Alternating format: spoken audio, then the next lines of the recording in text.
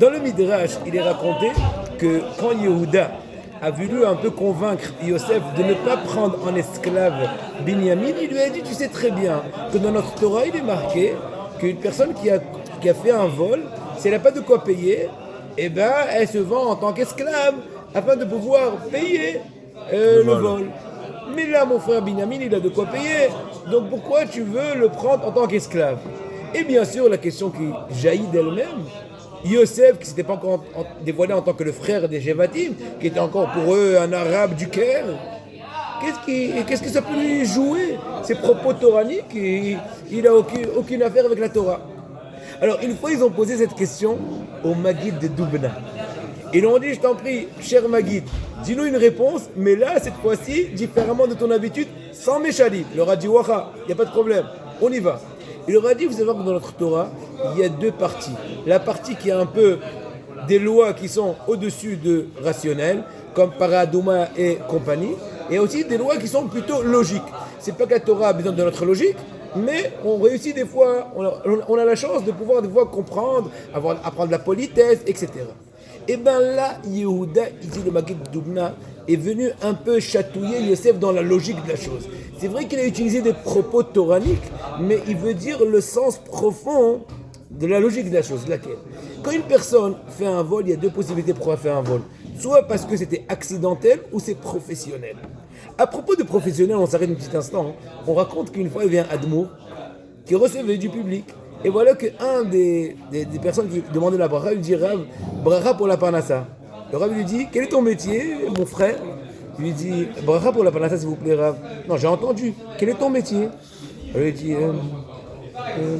voleur professionnel. Il dit, ah, ok. Rabbanit, ma chère femme, fais bien attention à toute l'argenterie parce que je ne veux pas que la bracha de sa parnassa commence par nous. Bon, ça c'était un voleur professionnel. Mais mis à part cela, il y a aussi un voleur accidentel.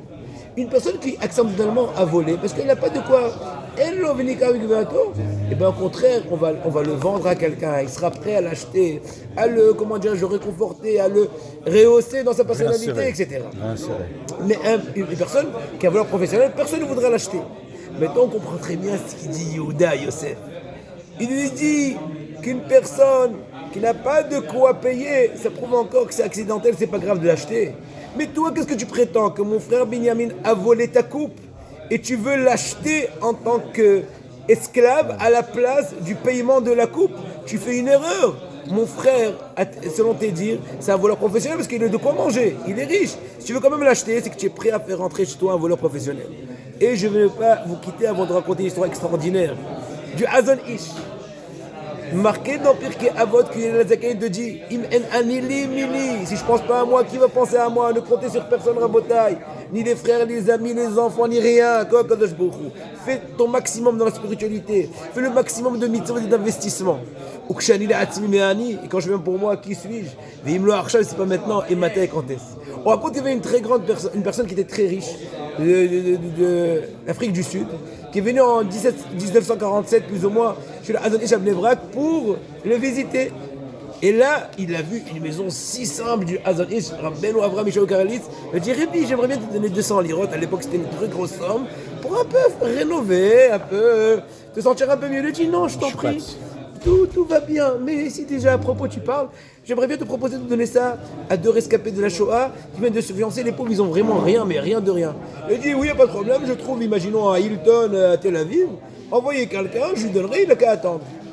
À peine la personne est sortie, et voilà que le Hazon Ish lui-même a mis sa veste, sa longue veste, sa canne. Après le premier visite à Tel Aviv, est arrivé à l'hôtel, bien sûr, l'autre il n'était pas encore arrivé, et il a attendu à l'estrade, et pas à l'accueil, parce que là-bas il y avait des fauteuils qui pensaient que c'était Shahatnez, et il a attendu. Et quand il est venu, le riche a tout compris, on sait très bien qu'il a donné et il a donné la somme. Mais quel est le moussard de ça?